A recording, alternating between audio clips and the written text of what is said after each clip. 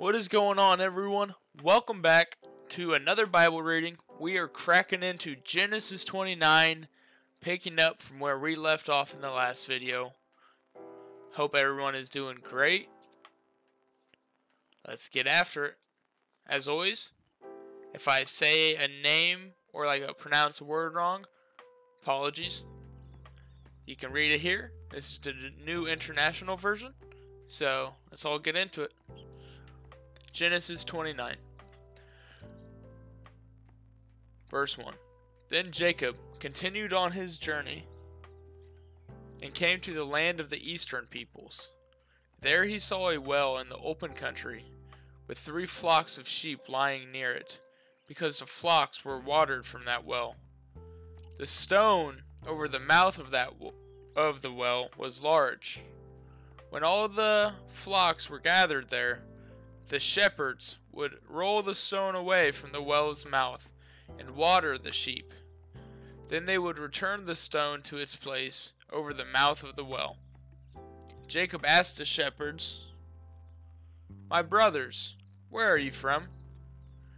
"We are from Haran," they replied. He said to them, "Do you know Laban, Nahor's grandson?" "Yes, we know him," they answered. Then Jacob asked them, "Is he well?" "Yes, he is," they said, "and here comes his daughter, Rachel, with the sheep." "Look," he said, "the sun is still high.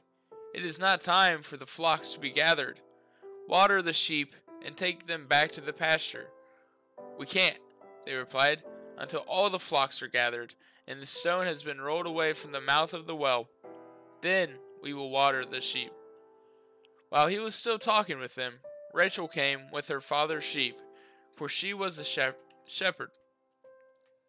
When Jacob saw Rachel, daughter of his uncle Laban, and Laban's sheep, he went over and rolled the stone away from the mouth of the well and watered his uncle's sheep.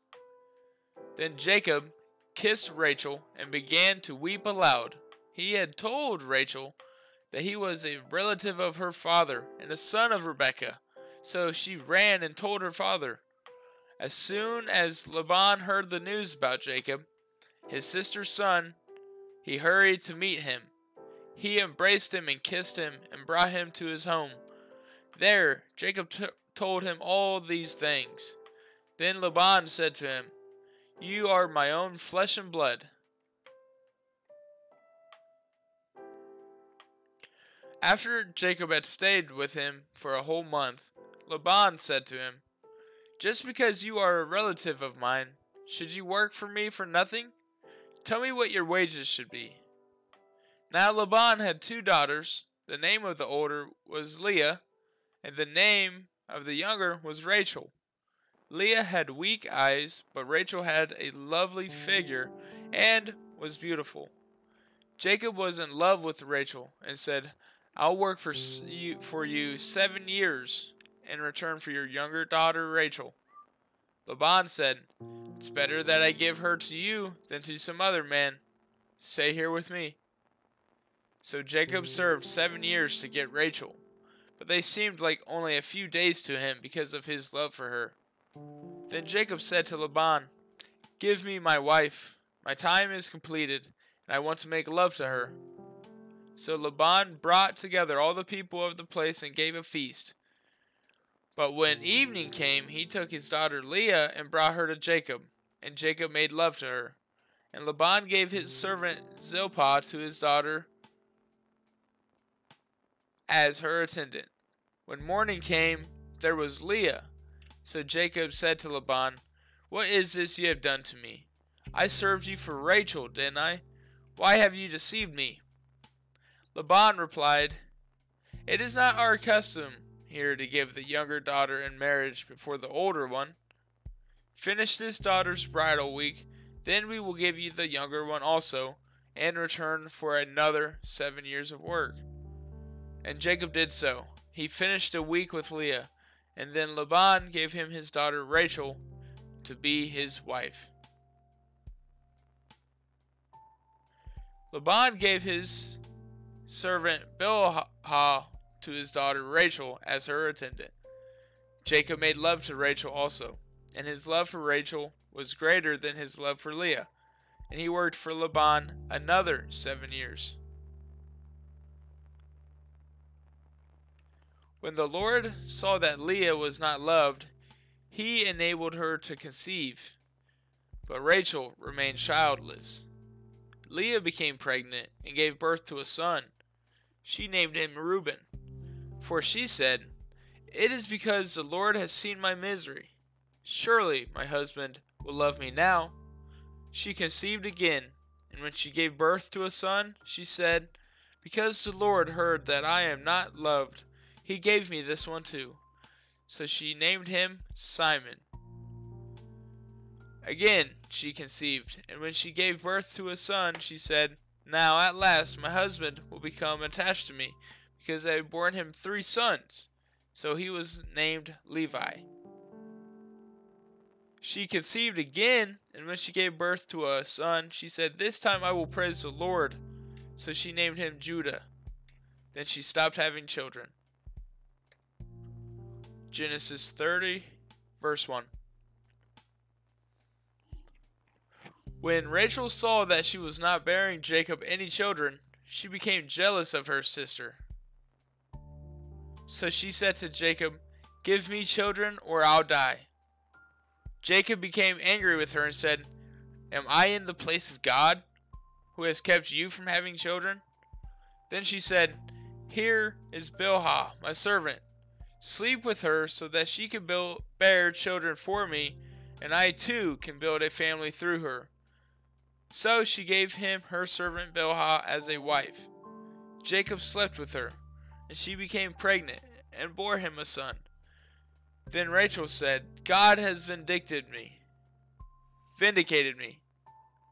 He has listened to my plea and given me a son." Because of this, she named him Dan. Rachel's servant Bilhah conceived again and bore Jacob a second son. Then Rachel said, "I have had a great struggle with my sister, and I have won." So she named him Naphtali. When Leah saw that she had stopped having children, she took her servant Zilpah and gave her to Jacob as a wife. Leah's servant Zilpah bore Jacob a son. Then Leah said, What good fortune. So she named him Gad. Leah's servant Zilpah bore Jacob a second son. Then Leah said, "How happy I am! The woman will call me happy." So she named him Asher. During wheat harvest, Reuben went out into the fields and found some mandrake plants, which he brought to his mother Leah. Rachel said to Leah, "Please give me some of your son's mandrakes." But she said to her, "Wasn't it enough that you took away my husband? Will you take my son's mandrakes too?" "Very well," Rachel said. "He can sleep with you tonight in return for your son's mandrakes." So when Jacob came in from the fields that evening, Leah went out to meet him. "You must sleep with me," she said. "I have hired you with my son's mandrakes." So he slept with her that night. God listened to Leah, and she became pregnant and bore Jacob a 5th son. Then Leah said, "God has rewarded me for giving my servant to my husband." So she named him Issachar. Leah conceived again and bore Jacob a 6th son. Then Leah said, "God has presented me with a precious gift. This time my husband will treat me with honor, because I have borne him 6 sons." So she named him Zebulun. Sometime later, she gave birth to a daughter and named her Dinah. Then God remembered Rachel. He listened to her and enabled her to conceive. She became pregnant and gave birth to a son and said, "God has taken away my disgrace." She named him Joseph and said, "May the Lord add to me another son." After Rachel gave birth to Joseph, Jacob said to Laban, "Send me on my way so I can go back to my own homeland. Give me my wives and children, for whom I have served you, and I will be on my way. You know how much work I've done for you." But Laban said to him, "If I have found favor in your eyes, please stay. I have learned by divination that the Lord has blessed me because of you." He added, "Name your wages, and I will pay them." Jacob said to him, "You know how I have worked for you, and how your livestock has fared under my care. The little you had before I came has increased greatly, and the Lord has blessed you wherever I have been. But now, when may I do something for my own household? What shall I give you?" "Don't give me anything," Jacob replied. "But if you will do this one thing for me, I will go on tending your flocks and watching over them. Let me go through all your flocks today, and remove from them every speckled or spotted sheep, every dark-colored lamb, every spotted or speckled goat. They will be my wages, and my honesty will testify for me in the future whenever you check on the wages you have paid me. Any goat in my possession that is not speckled or spotted, or any lamb that is not dark-colored, will be considered stolen." "Agreed," said Laban. "Let it be as you have said." That same day he removed all the male goats that were streaked or spotted, and all the speckled or spotted female goats, all that had white on them, all the dark-colored lambs, and he placed them in the care of his sons. Then he put a 3-day journey between himself and Jacob, while Jacob continued to tend the rest of Laban's flocks.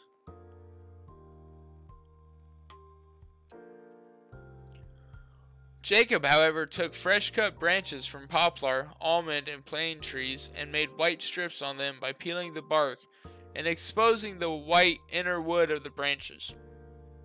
Then he placed the peeled branches in all the watering troughs, so that they would be directly in front of the flocks when they came to drink. When the flocks were in heat and came to drink, they mated in front of the branches, and they bore young that were streaked or speckled or spotted. Jacob set apart the young of the flock by themselves, but made the rest face to the streaked and dark-colored animals that belonged to Laban. Thus he made separate flocks for himself, and did not put them with Laban's animals. Whenever the stronger females were in heat, Jacob would place the branches in the troughs in front of the animals so they would mate near the branches. But if the animals were weak, he would not place them there. So the weak animals went to Laban, and the strong ones to Jacob. In this way, the man grew exceedingly prosperous, and came to own large flocks, and female and male servants, and camels and donkeys. Jacob heard that Laban's sons were saying, "Jacob has taken everything our father owned, and has gained all this wealth from what belonged to our father." And Jacob noticed that Laban's attitude toward him was not what it had been. Then the Lord said to Jacob, "Go back to the land of your fathers and to your relatives, and I will be with you." So Jacob sent word to Rachel and Leah to come out to the fields where his flocks were. He said to them, "I see that your father's attitude toward me is not what it was before, but the God of my father has been with me." Genesis 31:6. You know that I have worked for your father with all my strength, yet your father has cheated me by changing my wages 10 times. However, God has not allowed him to harm me. If he said, "The speckled ones will be your wages," then all the flocks gave birth to speckled young. And if he said, "The streaked ones will be your wages," then all the flocks bore streaked young. So God has taken away your father's livestock and has given them to me. In breeding season, I once had a dream in which I looked up and saw that the male goats mating with the flock were streaked, speckled, or spotted. The angel of God said to me in the dream, "Jacob." I answered, "Here I am." And he said, "Look up and see that all the male goats mating with the flock are streaked, speckled, or spotted, for I have seen all that Laban has been doing to you. I am the God of Bethel, where you anointed a pillar and where you made a vow to me. Now leave this land at once and go back to your native land." Then Rachel and Leah replied, "Do we still have any share in the inheritance of our father's estate? Does he not regard us as foreigners? Not only has he sold us, but he has used up what was paid for us. Surely all the wealth that God took away from our father belongs to us and our children. So do whatever God has told you." Then Jacob put his children and his wives on camels, and he drove all his livestock ahead of him, along with all the goods he had accumulated in Paddan Aram, to go to his father Isaac in the land of Canaan. When Laban had gone to shear his sheep, Rachel stole her father's household gods. Moreover, Jacob deceived Laban the Aramean by not telling him he was running away. So he fled with all he had, crossed the Euphrates River, and headed for the hill country of Gilead. On the third day, Laban was told that Jacob had fled, taking his relatives with him. He pursued Jacob for 7 days and caught up with him in the hill country of Gilead. Then God came to Laban the Aramean in a dream at night and said to him, "Be careful not to say anything to Jacob, either good or bad." Jacob had pitched his tent in the hill country of Gilead when Laban overtook him, and Laban and his relatives camped there too. Then Laban said to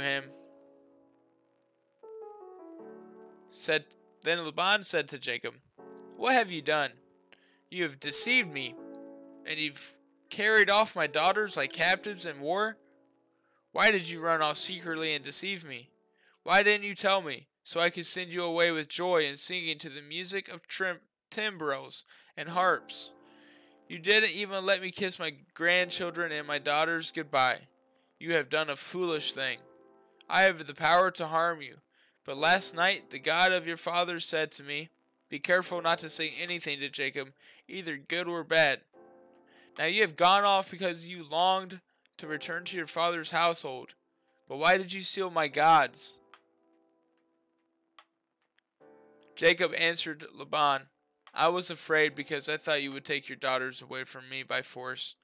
But if you find anyone who has your gods, that person shall not live. In the presence of our relatives, see for yourself whether there is anything of yours here with me. And if so, take it." Now Jacob did not know that Rachel had stolen the gods. So Laban went into Jacob's tent, and into Leah's tent, and into the tent of the 2 female servants, but he found nothing. After he came out of Leah's tent, he entered Rachel's tent. Now Rachel had taken the household gods and put them inside her camel's saddle and was sitting on them. Laban searched through everything in the tent, but found nothing. Rachel said to her father, "Don't be angry, my lord, that I cannot stand up in your presence. I am having my period." So he searched, but could not find the household gods. Jacob was angry and took Laban to task. "What is my crime?" he asked Laban. "How have I wronged you that you hunt me down? Now that you have searched through all my goods, what have you found that belongs to your household? Put it here in front of your relatives and mine, and let them judge between the 2 of us. I have been with you for 20 years now. Your sheep and goats have not miscarried, nor have I eaten rams from your flocks. I did not bring you animals torn by wild beasts. I bore the loss myself, and you demanded payment from me for whatever was stolen by day or night. This was my situation. The heat consumed me in the daytime and the cold at night, and sleep fled from my eyes. It was like this for the 20 years I was in your household. I worked for you 14 years for your 2 daughters and 6 years for your flocks, and you changed my wages 10 times. If the God of my father, the God of Abraham, and the fear of Isaac had not been with me, you would surely have sent me away empty-handed. But God has seen my hardship and the toil of my hands, and last night he rebuked you. Hold on, y'all. I'm going to grab a drink real quick.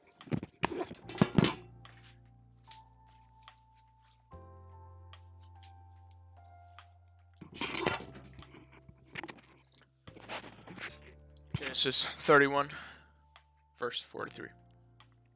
Laban answered Jacob, "The women are my daughters, the children are my children, and the flocks are my flocks. All you see is mine. Yet, what can I do today about these daughters of mine, or about the children they have borne? Come now, let's make a covenant, you and I, and let it serve as witness between us." So Jacob took a stone and set it up as a pillar. He said to his relatives, "Gather some stones." So they took stones and piled them in a heap, and they ate there by the heap. Laban called it Jagar Sahudathuah, and Jacob called it Gilead. Laban said, "This heap is a witness between you and me today." That is why it was called Gilead. It was also called Mizpah, because he said, "May the Lord keep watch between you and me when we are away from each other. If you mistreat my daughters, or if you take any wives besides my daughters, even though no one is with us, remember that God is a witness between you and me." Laban also said to Jacob, "Here is this heap, and here is this pillar I have set up between you and me. This heap is a witness, and this pillar is a witness, that I will not go past this heap to your side to harm you, and that you will not go past this heap and pillar to my side to harm me. May the God of Abraham and the God of Nahor, the God of their father, judge between us." So Jacob took an oath in the name of the fear of his father Isaac. He offered a sacrifice there in the hill country and invited his relatives to a meal. After they had eaten, they spent the night there. Early the next morning, Laban kissed his grandchildren and his daughters and blessed them. Then he left and returned home. Okay, everyone, that's going to wrap it up here. Jesus loves you. Be great. Be kind. And just put everything in his control. Just sit back for the ride. Peace.